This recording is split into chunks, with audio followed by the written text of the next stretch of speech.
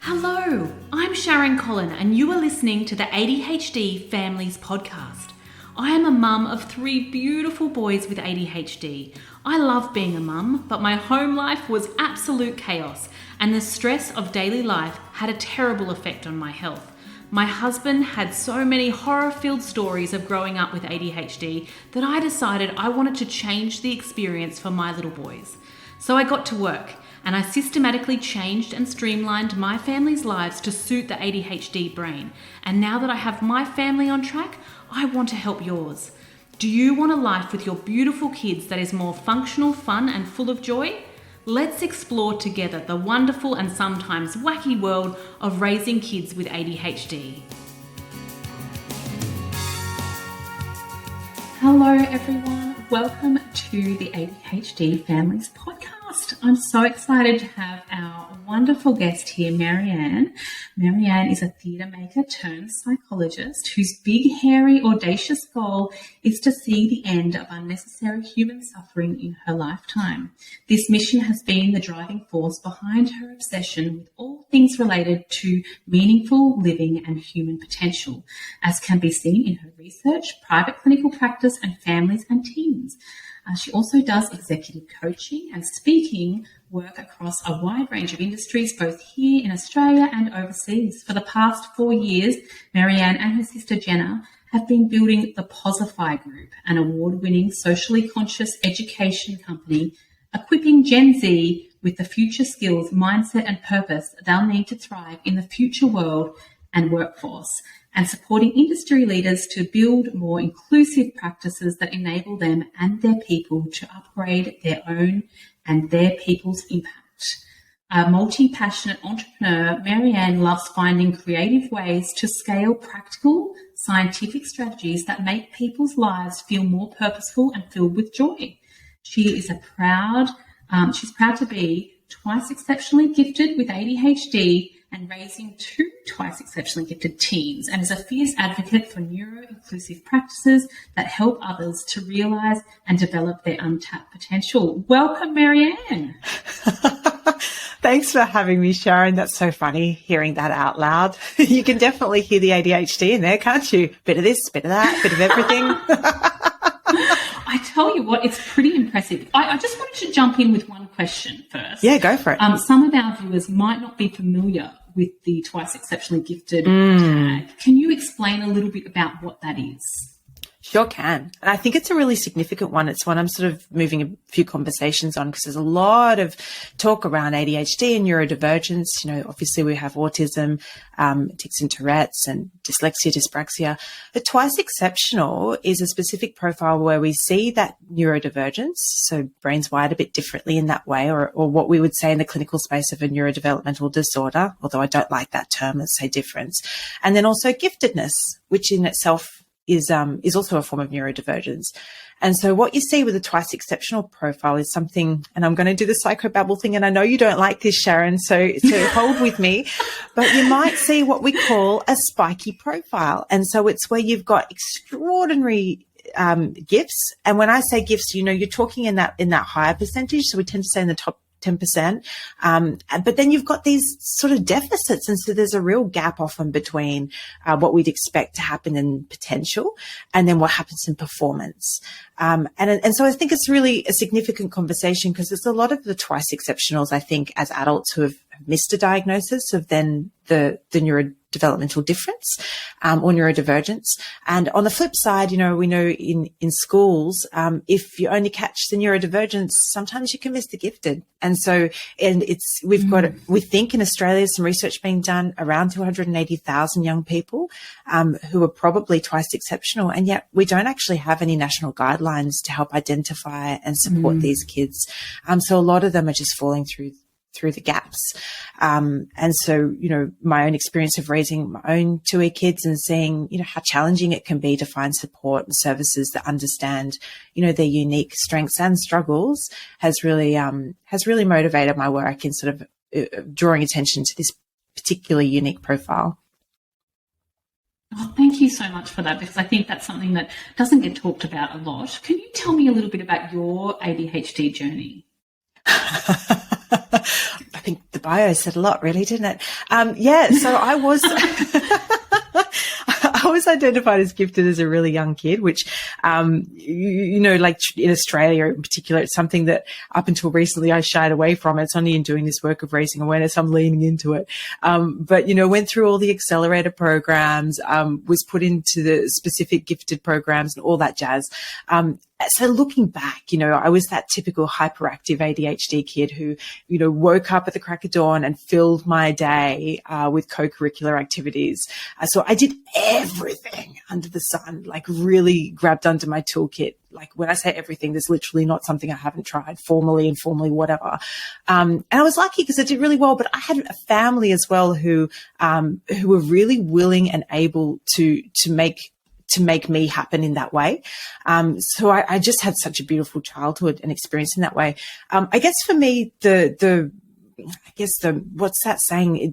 Things didn't unravel. That's what I'm looking at until more recently. And it took me by surprise because, my background in psychology, I've been working with families for over 15 years now and trained in clinical psychology. And so it took a friend sort of noticing I was going to say workflow. I'm going to say lack of workflow to sort of say, hey, Maz, so you've got these two neurodivergent kids. Have you ever kind of like wondered if maybe you might be ADHD? And at first I was a little bit kind of taken aback. I wouldn't say offended because that's not my style, but I was taken aback and I thought, oh, wow, I've never kind of thought of ADHD in that way. I always saw kids. I hadn't really worked with any neurodivergent adults. And so I thought, well, I'd be silly not to go take a look. Did a little bit of the rabbit hole as you do when you got a lot of hyperfocus and started to recognize, oh, wow, yeah, that ticks a few boxes. So I was very diligent in my own process of diagnosis. I didn't want to slap happy, yes, you tick enough boxes, because I recognized that, my diagnosis came in the middle of COVID. There's a lot going on.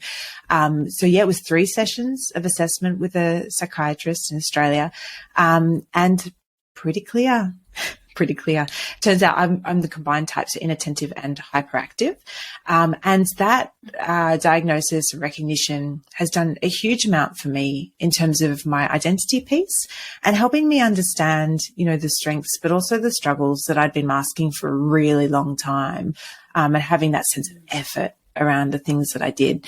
Time blindness was a huge one, or it still is a huge one. I have to work a lot on understanding how time works and beginning to start to see it in my mind. And it sounds really strange, I'm sure, to neurotypical people to go, what do you mean? But I literally couldn't see beyond a day in my mind. So learning strategies for myself that I share with kids, but as an adult, to really undo a lot of, I guess, the bad habits that I developed for coping, has made a massive difference for me. Oh, I love this so much. And I love hearing, I always love hearing the stories of people that are successful as well, because I know that a lot, you've done so many incredible things. And I think one of the biggest fears that we have as parents, when you can see kids struggling at school, we have some, especially someone like me who's up at the school every couple of weeks with new troubles, new things that are going on, new levels, new devils, I always say. I like that. Worry if sometimes you can worry if your child is going to be okay. And I get that feedback a lot from our beautiful community. Like, we so worry, but I love having beautiful examples, and there is no shortage of them, of people that have been able to find their zone of genius or their thing that they're passionate about, and have such incredible impact and be so successful and be, a beautiful, positive role model as well. So it's just lovely to, have you here sharing a little bit about your story. Could you tell me a little bit about the Posify Group and what you guys do and why you do that? Yeah. Well, firstly, thank you. That's very kind. I have to be really honest, and I'm a big fan of drawing back the curtains.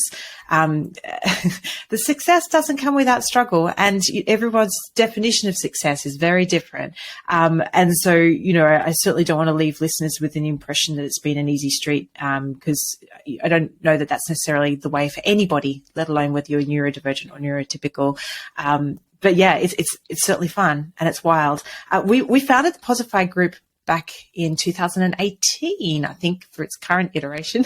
My sister and I got together, and I was getting really frustrated with one-to-one clinical practice, recognizing that a lot of what we share from the sciences around what works to move kids from kind of languishing or not doing so well into doing well, but then into flourishing.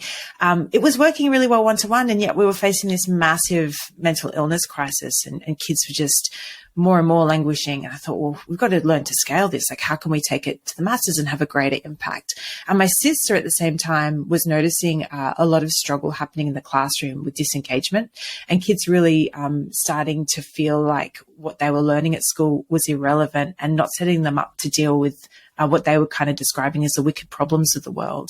So together we were noticing this really purpose-driven generation that were feeling a little bit lost, and at the same time had access to so much information.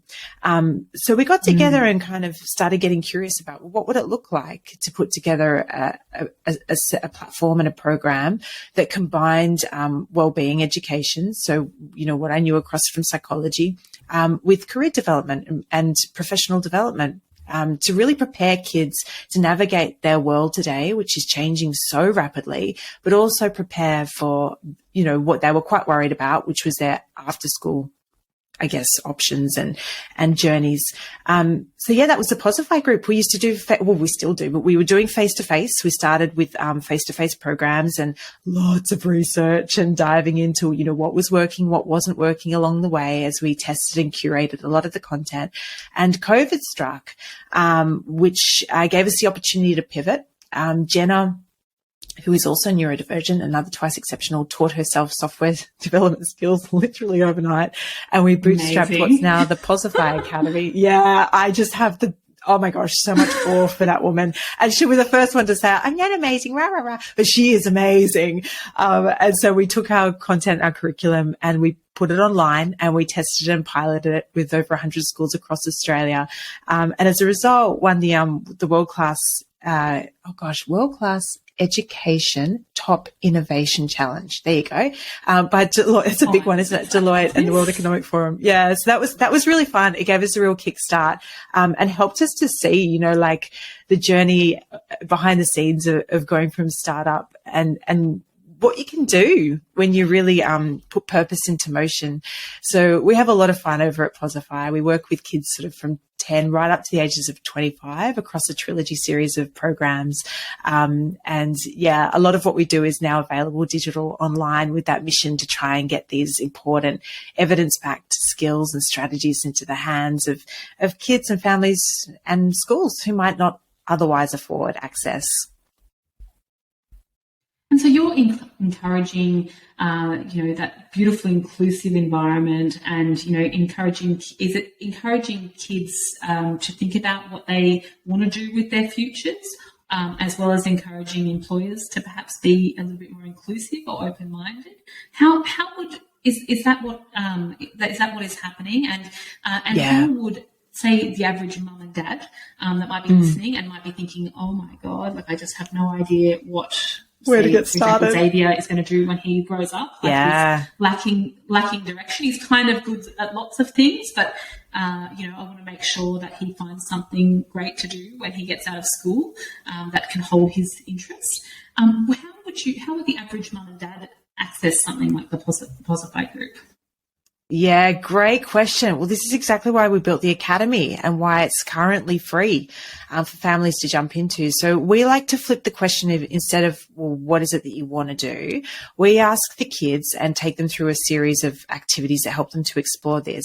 We ask them, well, what is it that you want to stand for? And what's the impact you want to create in the world?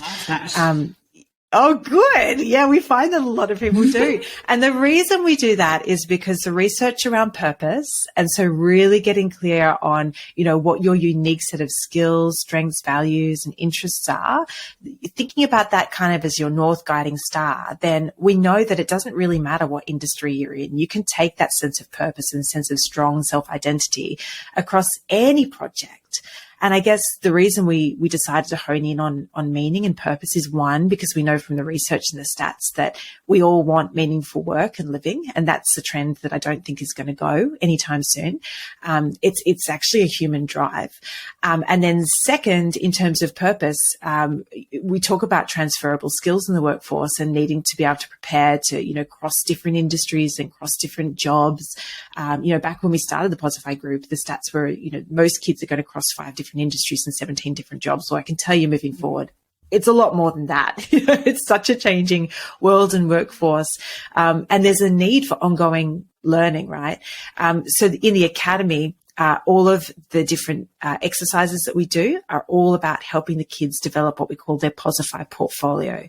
So we're taking the pressure out of kind of getting your grades and your marks, and instead asking kids to really get to know themselves and asking families to get to know each other, so that they can spot opportunities to apply their unique potential, and to practice putting their strengths in action and get feedback around that. Because we know that the more positive feedback a young person can get about what happens and what the impact they create when they put their strengths in action, then they're more motivated to, move towards those professional and personal development opportunities to strengthen that. So, purpose grows over time, and it's always shifting and shaping and reshaping. So what we found was when we were doing this with the kids, going to your point of why organizations, we're like, okay, great. Well, we're preparing these kids with a really strong sense of self-identity, but then they go into the workforce and we're hearing from those people that they're like, well, how come we didn't do that when we went to school? We want to know what our purpose is. So it became this beautiful, systems thinking lens of, okay, well, let's go into workplaces and help them figure out how they can sort their people in a way that looks at their own impact as well.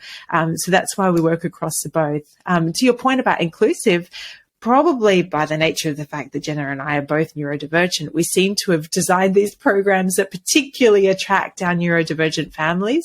And so we're working into 2023 around, where we started on inclusion of breaking down geographical and financial barriers to access, high quality personal and professional development programs. In 2023, we're looking at over through a program called Messy Magic, how we can do that specifically for our neurodivergent families and also in the workplace as well to build more inclusive practices.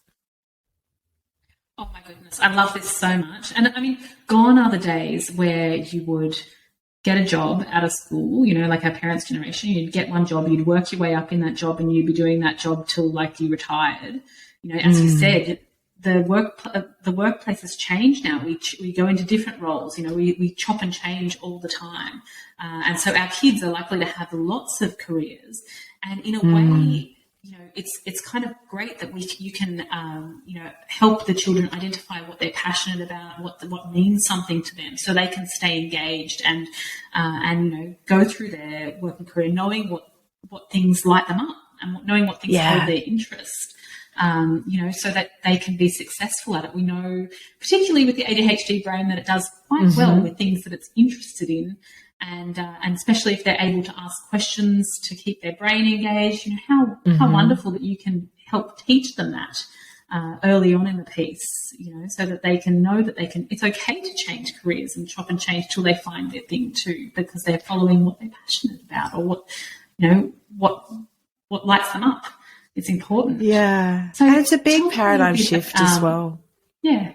Yeah, I was just going to say it's a big paradigm shift and something for our parents to get their head around, because I think there's still that we're letting go of it, but that idea that our careers need to be linear. And so one other thing to keep in mind is that obviously while we're focused on helping kids to move forward into the future, actually in participating in a lot of these self-development activities, the kids are learning those really critical 21st century skills that we know they're going to need. As technology starts to ramp up, kids are really going to need more than ever skills like that creativity, knowing how to collaborate. That can be really challenging, especially for our neurodivergent kids. So we work a lot on that. Communication skills, how they can articulate what's really important to them and what matters in a way that's respectful to the people that they're collaborating with. So, you know, all of these 21st century skills are just how to be a good human, really, breaking it down. How to be a good human is just a really important part of learning. And if you know, speaking to, you know, the mums and dads listening to this podcast today, and they might have, you know, multiple kids that are neurodivergent and things going on. If you could provide, you know, a few practical steps that you think that they could do, you know, as a psychologist, as someone who's guiding children with the Posify Group, what's a couple of practical things that you could leave them with that they could do, you know, over the next couple of days or weeks to make things a little easier for themselves? So many. Yeah. Okay. So if we're going to go for the easy, if easy is our outcome, and I'm not sure if it ever can be, but let's aim for it. I like to aim high, moonshot goal. So definitely put your mask on first. And I know that's such a boring old saying, but, you know, it is very important though. It's so important. I mean, yes, I'm a psychologist, but I'm also a mum to neurodivergent kids. And I know that if I'm running my own engine a little bit dry, then, you know, the whole house falls apart. I fall apart, the kids fall apart, everything falls apart. And while some days I want to throw my hands up in the air and say, it's not my role, you know, that's just me having my inner child tantrum. So looking after your self-care it's just not negotiable. It's a necessity. So if you haven't already got a really, really good, you know, a big variety of self-care strategies to put in the mix. I personally love the work of Kristen Neff, the self-compassion work that she does. So she's written a great book more recently called Fierce Compassion as well, that looks at the idea of self-compassion is not just about, you know, the nurturing sort of side of self-compassion that many of us know, which is, you know, how to look after yourself, be kind to yourself, but it's also about how to say no and how to have really firm boundaries. And I think for our neurodivergent families, that's something to keep in mind. So self-care first and foremost. Then secondly, I love strengths-based practices and helping families to understand what their own strengths are and how to spot strengths in others. We know from the research that when it comes to behavior change, we want to be opting in, you know, the old carrot and the stick approach. Yeah, look, some will argue still that it works, but you know, from a neuropsychology perspective, we're so much better off when we can help spot what works well and do more of that. So helping families gain the language around really recognizing each other's genius zones, I know is a phrase that many of your families are familiar with, and leaning into those and celebrating when that worked well and doing more of what works well and helping to compensate each other within the family with each other's strengths. Because often you'll find in one family, you've got complementary strengths. So where one person maybe falls down, has a growth strength, something they want to work on, somebody else can step in and be the coach or the mentor. It's a really great way to build trusting and loving relationships. So it goes self-care, strengths, and fun, you know, making time for fun and joy. I think in the hustle and the bustle of families, and particularly neurodivergent families, and all the stuff we get told we need to and should do, I think sometimes we can forget that fun is really important, the power of play. So they'd be my three go-tos for, I'd like to say easy living. Let's say more joy-filled living.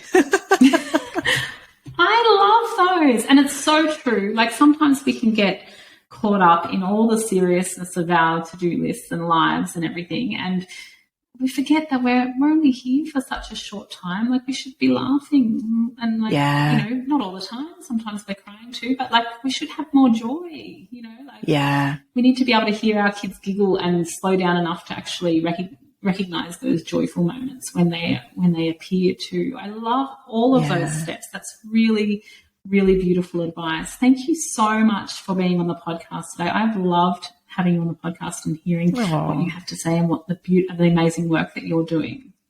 Well, thank you, Sharon. Where to find you? You sure can. It's been a pleasure to be here. And likewise, I'm, being introduced to you and the work you're doing. Thank you so much for creating space for families like mine to come up with procedures and systems and automating a bit of life to take the hassle out, because there is a lot of mud and you help us all move through it with a bit more magic. So thank you. Look, you can check out the Posify Group. Like I said, the Posify Academy is free to jump in and check out. So that's theposifygroup.com.au, or you can go straight to the academy.theposifygroup.com.au and sign up. On LinkedIn, Mariane Power. And moving into 2023, where we're setting up my Mariane Power with Messy Magic as well. So come and check out what we're doing there. I'll share across the link because it's literally going to be going live, I think, as this episode does. So that's really exciting. So yeah, if we've got any neurodivergent families looking for some self-care practices, then yeah, come and play with us over there.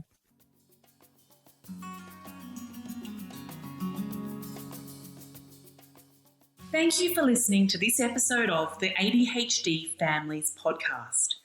If you loved it, please share it on your socials. I want this to start a conversation about ADHD.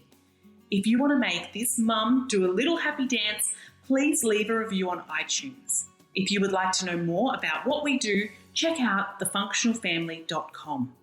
I truly hope that you enjoyed this podcast and you use it to create a wonderful, effective, joyful life with your beautiful children.